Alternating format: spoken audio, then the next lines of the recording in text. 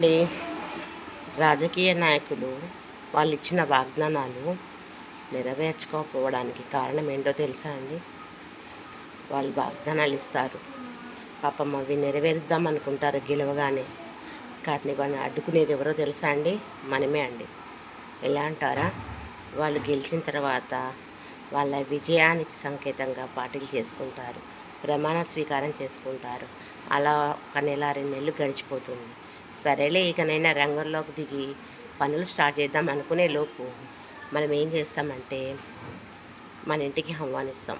పెళ్ళిళ్ళని, పేరెంటాలని, బారసాలని, బర్త్డేలని, గుళ్ళని, గోపురాలని, ఓపెనింగ్లని, ఇలా చాలా రకాలుగా వాళ్ళని హింసించి మన ఇళ్ళకి ఆహ్వానిస్తాం. ఎందుకో తెలుసా? వాళ్ళు మన ఇంటికి వస్తే మన స్టేటస్ పెరుగుతుందని, అది మన స్టేటస్లలో పెట్టుకోవాలని. పనులు చేసే వాళ్ళని చేసుకోనివ్వకుండా మనం ఇలా ప్రతి ఫంక్షన్కని చిన్న చిన్న దానిలకు వాళ్ళని ఆహ్వానిస్తే వాళ్ళు పని ఎప్పుడు చేస్తారండి? చెప్పండి. వాళ్ళకు దొరికేదే కొంత సమయం, ఏదో ప్రజాసేవ చేసుకుందాం అనుకుంటారు. ఆ టైంలోనే మనము ఇలా ఫంక్షన్లకి, చిన్న చిన్న పార్టీలకి, ఓపెనింగ్లకి ఆహ్వానిస్తుంటాం. తర్వాత భగవంతుడి కళ్యాణం అని, దర్శనమని, ఇంకా ఎన్నో రకాల సందర్భాలకి వాళ్ళని ఆహ్వానిస్తుంటాం. ఎందుకంటే మన స్టేటస్ చూపించుకోవాలి కదా. వాట్సాప్లలోనూ, ఇన్స్టాగ్రామ్లలోనూ చుట్టూ 10 మందికి తెలియడానికి, మన గొప్ప తెలుసుకోవడానికి వాళ్ళని ఆహ్వానిస్తాం. వాళ్ళు ఇదే అదనుగా ఈ పనిలోనే నిమగ్నమైపోయి ఉంటారు.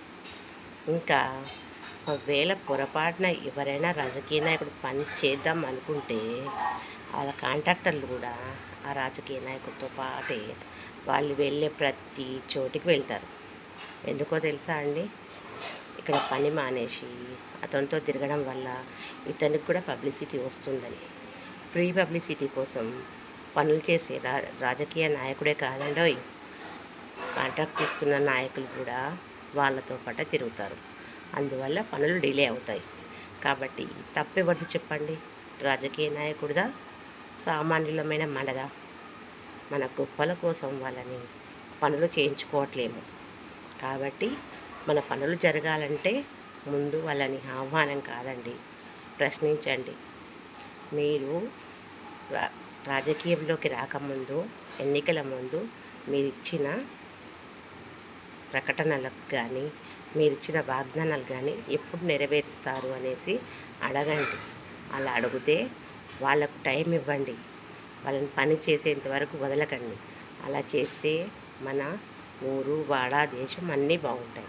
ఎంతసేపు పొద్దు సమానం పార్టీలకు, పబ్బులకు, గృహప్రవేశాలకు, ఓపెనింగ్లకు అన్నిటికీ పిలుచుకుంటూ వాళ్ళ ఉన్న సమయాన్ని కూడా మీరు తీసేసుకొని చేసే వాళ్ళని కూడా ఇది అంటారు కదా, కూసే గాడిద వచ్చి చేసే గాడిదని చెడగొట్టింది అనేసి. అలా అవుతుంది మన పరిస్థితి. కాబట్టి రాజకీయ నాయకుల్ని ఆహ్వానించడం తప్పని నేను చెప్పను.